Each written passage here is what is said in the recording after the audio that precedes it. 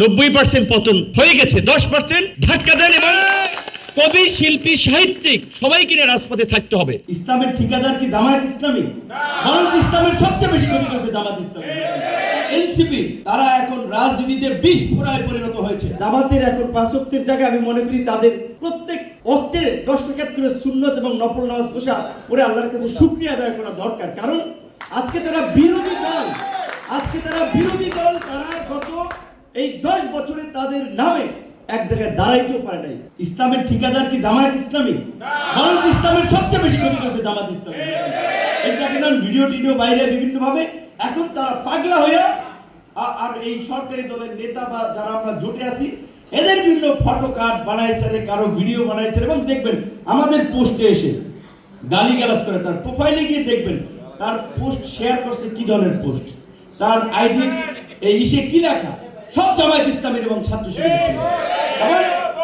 এই যে একদল যেমন এই গালিগালাজ করে তরুণদেরকে একটা এই অসভ্য ইসলামের দিকে উৎসাহিত করছে, আরেকে অনলাইনের এই যে বট বাহিনী এরা এই সামাজিক যোগাযোগ মাধ্যমকে টক্সিক করে ফেলছে।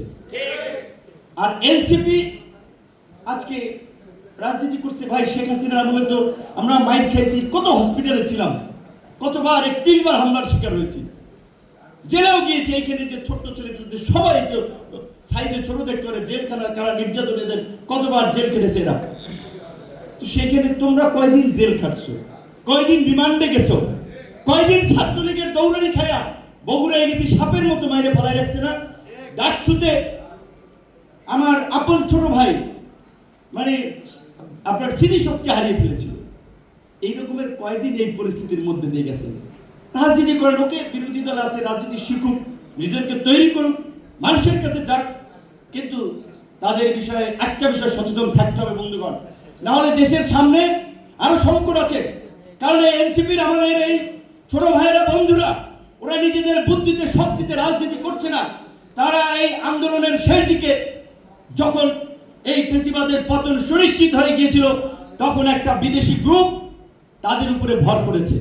সেই গ্রুপ ইন্টারিম গভর্নমেন্টের সময় সরকারকে প্রভাবিত করেছে।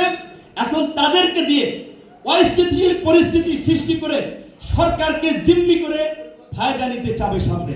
কাজেই এই এনসিপি তারা এখন রাজনীতিতে বিষ ফোড়ায় পরিণত হয়েছে। এই বিষ ফোড়ার ব্যাপারে সতর্ক থাকতে হবে। অবশ্যই বিএনপি একটা বৃহৎ রাজনৈতিক দল, বিএনপির যদি কোনো জায়গায় ভুল হয় আপনারা মনে করেন জনবিরোধী অবস্থান, আপনারা প্রোটেস্ট করবেন, প্রতিবাদ করবেন, সরকারের উপরে চাপ তৈরি করতে হবে, চাপে রাখতে হবে। কিন্তু আমরা এমন বিশৃঙ্খলা, নৈরাজ্য, অস্থিতিশীল পরিস্থিতির দিকে দেশকে ঠেলে দিতে পারি না যেটা আমাদের সকলের ভবিষ্যৎ হুমকিতে ফেলে। আমার অনেকগুলো বক্তব্য আছে আওয়ামী লীগের নেতা কর্মীদের উদ্দেশ্য করে বলেছিলাম। আফগানিস্তানে যখন আফগান সরকারের পতন হয়, ঘানি সরকারের, তখন বলেছিলাম জোরা হেলিকপ্টারের চাকা ধরে পালাইছে। আপনাদের নেতা কর্মী যারা আছেন এরা পালাইতেও পারবেন না, জায়গাও পাইবেন না, লুটপাট করছে এমপি মন্ত্রী, আপনাদের দেশে থাকতে হবে।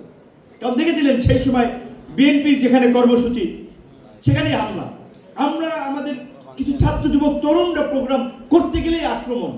আর জামাত এখন বিরোধী দল, তাদের তো আল্লাহর কাছে 5 ওয়াক্তের জায়গায় আমি মনে করি যে আমি শুনছিলাম প্রথম নাকি এই আমাদের নবীর উপরে যখন নামাজ ধার্য করা হয় যে কয়েকটা নামাজ, প্রথম নাকি 50 ওয়াক্ত নাজিল করার, মানে সে 50 ওয়াক্ত আল্লাহর কাছে চাই এনেছিল।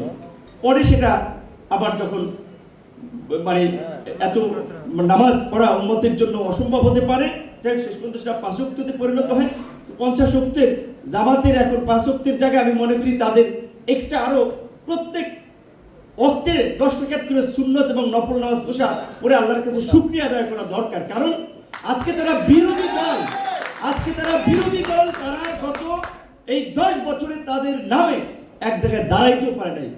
এমনকি আজকে বিশ্ববিদ্যালয়ে আমরা অবাক হয়েছি যে ছাত্রদেরকে ব্লাফ দিয়ে একটা বিভ্রান্তি তৈরি করে নিজেদেরকে হিরো হিসেবে মিডিয়ার মাধ্যমে উপস্থাপন করে এই যে তারা ছাত্র সংসদে জয়লাভ করলো এবং সেখানে কি করেছে আরো জানেন, কিভাবে ম্যানিপুলেট করেছে। এই সমস্ত একটা ছেলেকে দেখান ছাড়া গত 5 বছরের মিছিল মিটিং এ রাজপথে ফাইট করছে ছাত্র দলের মধ্যে কিংবা ছাত্র অধিকার পরিষদের অল্প কিছু ছেলে ছিল, প্রত্যেকটি ছেলে লড়াই করেছে রাজপথে থেকে। আন্দোলন একটু ঝিমাই পড়তেছে, আপনি যদি জেল থেকে কিছু বলেন কাজে চাঙ্গা হবে। তখন আমি বলেছিলাম যে 90% পতন হয়ে গেছে, 10% ধাক্কা দেন এবং কবি শিল্পী সাহিত্যিক সবাইকে নিয়ে রাজপথে থাকতে হবে। কারণ তখন পত্রিকায় মাঝে মাঝে দু একটা পুরানো পত্রিকা ফাঁক ফোকর দিয়ে একজনে এই রিমান্ড শুনানিতে আদালতে আসে, কাপড় চুপড়ের মধ্যে করে নিয়ে যেত। দু একটা পত্রিকা পরে দেখছি যে শিল্পীরা বিভিন্ন মানুষ প্রতিক্রিয়া দেখাচ্ছে। টেলিভিশনের খোঁজখবর নিতাম যে টক শোতে টেলিভিশনে কি আলোচনা হয়। মিল্লাত ভাইয়ের ছেলে মিল্লাত ভাইয়ের মাধ্যমে বলতো যে জিল্লুর রহমানের 3য় মাত্রা একটু একটু বলে, বাকিরা বন্ধ করে দিয়েছে। যমুনা টিভিতে একটু আন্দোলন দেখায়, ওইভাবে ইন্টারনেট নাই।